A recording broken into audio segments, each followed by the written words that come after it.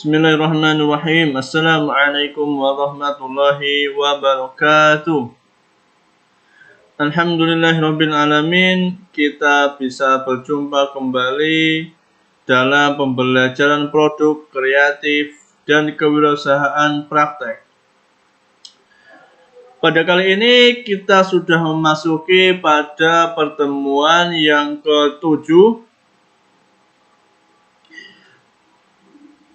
Dan kita banyak membahas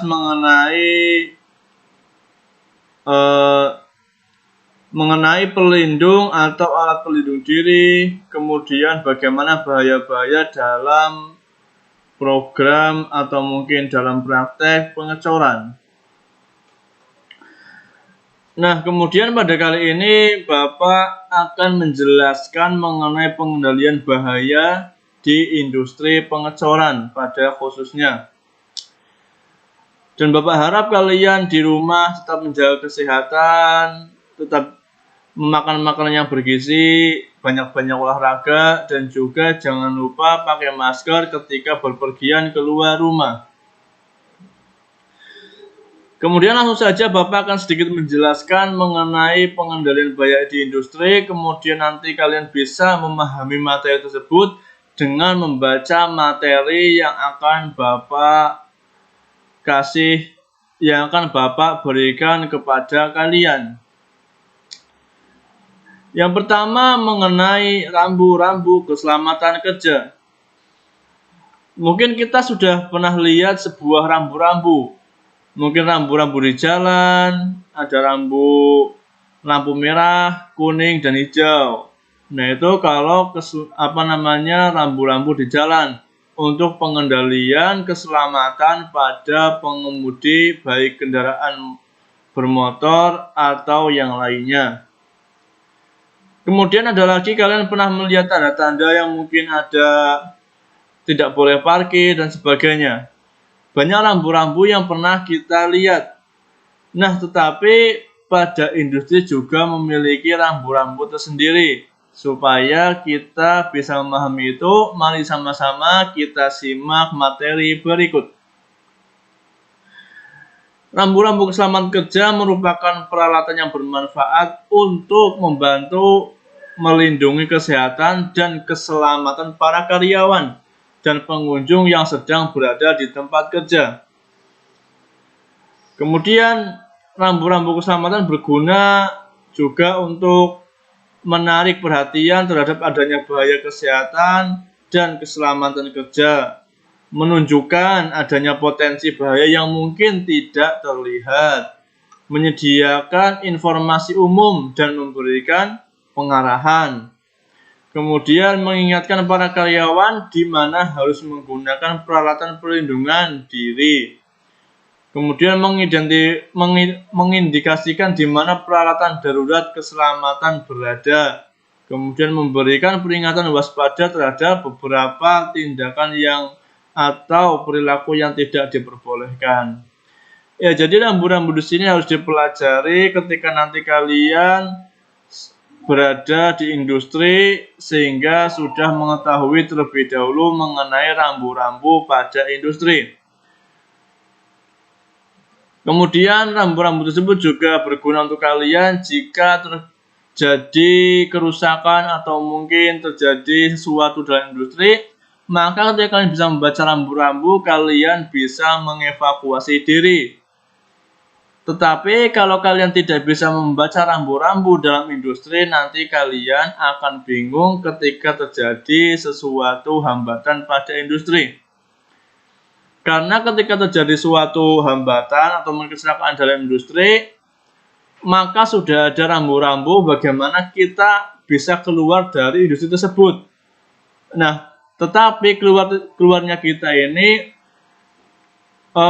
mengikuti rambu-rambu yang sudah terpasang pada industri, sehingga tidak membuat kacau atau tidak membuat kesalahan dalam penyelamatan diri ketika terjadi kecelakaan pada industri.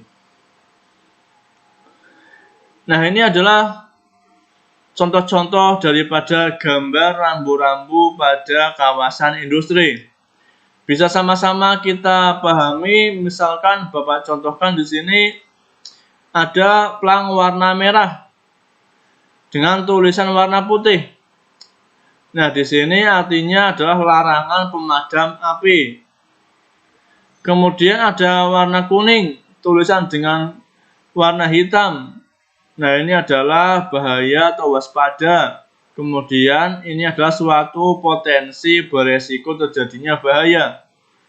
Kemudian ada juga warna hijau dengan tulisan putih. Nah, warna hijau ini adalah zona aman ya, seperti kalian ketika di perjalanan. Maka kalau merah itu zona yang bahaya, berarti harus berhenti. Kalau kuning ini harus hati-hati, harus siap-siap untuk berhenti. Dan yang hijau ini aman, bisa melangkah atau melaju terus seperti itu. Kemudian ketika ada warna putih dengan warna hitam ini adalah informasi umum. Kalau kita kenal di sini adalah mading ya. Kemudian ada tanda-tanda yang lain seperti ada lingkaran, ada segitiga, ada juga berupa persegi. Ya, di sini nanti bisa dibaca uraiannya ataupun maksud dari tanda-tanda tersebut. Misalkan seperti yang lingkaran, kemudian dikasih jari tengahnya ini adalah larangan perintah yang tidak boleh dikerjakan ya. Ketika ada tanda seperti ini, maka kita tidak boleh melakukan apapun di tempat itu. Berarti tempat itu adalah tempat yang berbahaya. Kemudian misalkan seperti ini. Nah, ini adalah tempat dilarang merokok ya. Karena sudah sangat jelas gambarnya. Nah, ketika ada seperti ini, bisa dilihat rambu waspada di area ini ya. Dan masih banyak rambu-rambu yang lainnya. Kalian bisa pelajari lebih lanjut dengan kalian membaca materi pada PDF yang Bapak share. Kemudian ada juga alat pelindung diri yang digunakan dalam industri pengecoran. Maka dalam industri pengecoran ini bentuk yang digunakan APD-nya hampir sama tetapi menggunakan bahan yang berbeda. Bisa dilihat dalam gambar ya. Ini adalah penutup kepala ataupun ini merupakan pelindung mata kita ketika kita melakukan pekerjaan ya, mata dan wajah. Nah, maka di sini terlihat kacanya hitam atau kacanya terlihat seperti mengkilap. Ya, ini supaya kita bisa melihat cairan pada pengecoran dengan baik. Seperti ketika kita melakukan praktek pengelasan yang sudah pernah kita lakukan, ketika kita melihat cairan yang meleleh itu ketika dilihat secara langsung, maka mata kita akan merasa sakit atau mata kita tidak kuat untuk melihat. Nah, maka hampir sama ketika dalam pengecoran, ketika menggunakan pelindung ini supaya wajah kita tidak terasa panas. Kemudian ketika ada cairan yang melompat dari tungku, ini bisa melindungi di wajah kita. Kemudian ada juga di sini sarung tangan. Nah, sarung tangan di sini terlihat tebal sekali karena di sini sarung tangan ini yang bisa tahan terhadap panas. Karena ketika kita melakukan pengecoran pasti hubungannya dengan benda-benda yang panas sekali. Nah, maka dari situ kita harus bisa menggunakan ini dengan baik. Kemudian ada juga ini baju. Baju seperti terbuat dari aluminium foil ya. Nah, celemek atau baju ini digunakan untuk melindungi tubuh kita jika ada cairan yang melompat dari tungku. Nah, kemudian kita juga menggunakan sepatu. Sepatu ini juga sangat tebal dengan bahan khusus, safety, sehingga bisa melindungi diri kita jika kita berada di ruangan yang panas akibat dari proses pengecoran. Nah, kemudian dalam pengecoran tersebut biasanya akan timbul bising, suara bising yang terjadi karena efek proses pengecoran. Maka kita harus menggunakan penutup telinga. Dan di sini juga ada penutup telinga dengan seperti pentil, sehingga telinga kita akan aman dari kebisingan. Nah, kemudian perlu diketahui bahwasanya perlindungan mendengar ini berarti tingkat kebisingan melebihi 85 dBA.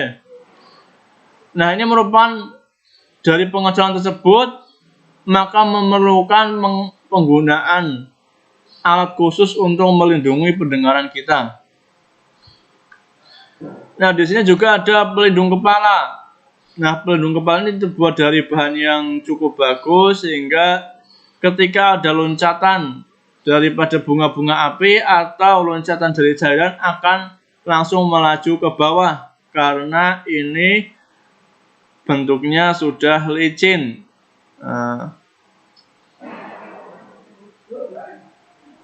Maka dalam industri penggunaan helm PVC mungkin tidak cocok ya karena tidak tahan terhadap panas. Maka kita harus menggunakan helm khusus ya. Nah, kemudian di sini adalah salah satu contoh daripada proses dalam pengecoran. Terlihat seperti astronot ya, menggunakan APD lengkap dari ujung kepala sampai ujung kaki. Nah, kelihatannya sangat tidak nyaman, tetapi ini demi keselamatan diri kita pada saat melakukan suatu pekerjaan di bidang pengecoran. Nah, itu mungkin materi yang bisa Bapak berikan sedikit ini. Kemudian dalam video singkat ini, semoga ada manfaatnya. Kemudian supaya lebih jelas kalian pelajari materi ini. Kemudian Bapak akan berikan tugas supaya kalian mau membaca materi yang Bapak berikan untuk membekali kalian jika kalian nanti bekerja di industri pengecoran ataupun kalian di bidang yang lainnya, maka kalian harus tetap bisa membaca rambu-rambu yang ada dalam industri. Terima kasih. Wassalamualaikum warahmatullahi wabarakatuh.